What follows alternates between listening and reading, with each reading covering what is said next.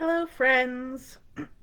This is Becky Gorga, and I'm going to give it just a couple minutes while I um, wait to see if anybody jumps on.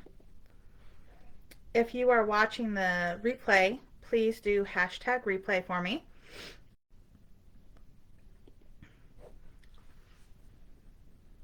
And because I am sharing this on YouTube, if you are watching it on YouTube, please go ahead and hit that like and subscribe button so that you can always catch some of my trainings.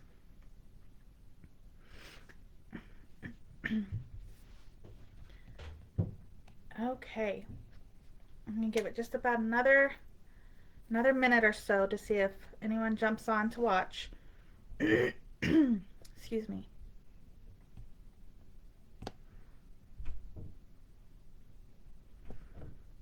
Okay. Again, I'm Becky Gorga, and I'm going to be teaching you today about how to use keywords with your scheduled messages within Project Broadcast. So, you have a message that you want to send out, and a lot of times at the beginning of a month, I will send out a message to my customers letting them know about all the things happening that month. And sometimes there's more than one thing. So what I'll do is I'll use my keywords so that if a customer is interested, I'll do a kind of an overview of all the things happening. And then if they want to know more about a specific product or collection or anything like that that's coming out, they can reply with that keyword. So I'm going to use one that I just sent out today as an example, okay, is for our Harry Potter collection.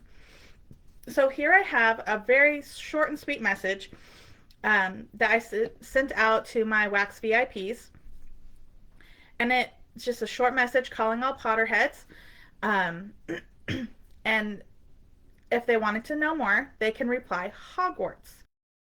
I had the keywords set up, okay? So, but when you want to do it, when you're typing up your message, you can either do the keywords, like do the keywords first and then, or depending on how soon that message is going to go out, if you have time to do the keyword afterwards, to set it up afterwards, that's okay to go ahead and do that too. So I put the keyword in here, and then I go over here to keywords, it's the key, and then you can set up your keywords. To add a new keyword, you just hit the plus sign, you would type in the name of the keyword, so like I could do Ravenclaw, and I'll end up probably deleting this, but this is just an example. You type in your keyword, and then it'll give you over here the reply message. So I had the keyword Hogwarts, right? So I'm going to scroll down so you can see. Whenever they replied with the word Hogwarts, they're going to get this message from me. So there is this little square is just showing, I have an emoji there of a wand. So it won't show up on here, but hopefully it'll show up in their text message. So when they reply Hogwarts to that original message that I sent, this will be an auto reply. So they will automatically get this reply next. So I just give details about the warmer, the price, and then I give a short description of the wax collection. And then if they want to know more about the wax collections, like to set the scent descriptions, they can reply houses. So then let's go over to houses. And once they've replied houses, they will automatically get this message next.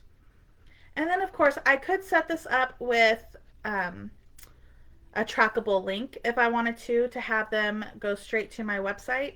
I could include my website in this message so they can go straight there. The thing about a trackable link, real quick, is that if you include one set up through Project Broadcast right here, it will take them to a screen before your website just to let them know that they are being redirected. So some people might see that as like a trick or a spam or junk or whatever like that. So it's really your choice, not. But if you do use it, then you can go into that and you can see when people click on that link, and it'll show you like, oh, my harvest collection, I had one person click on that link.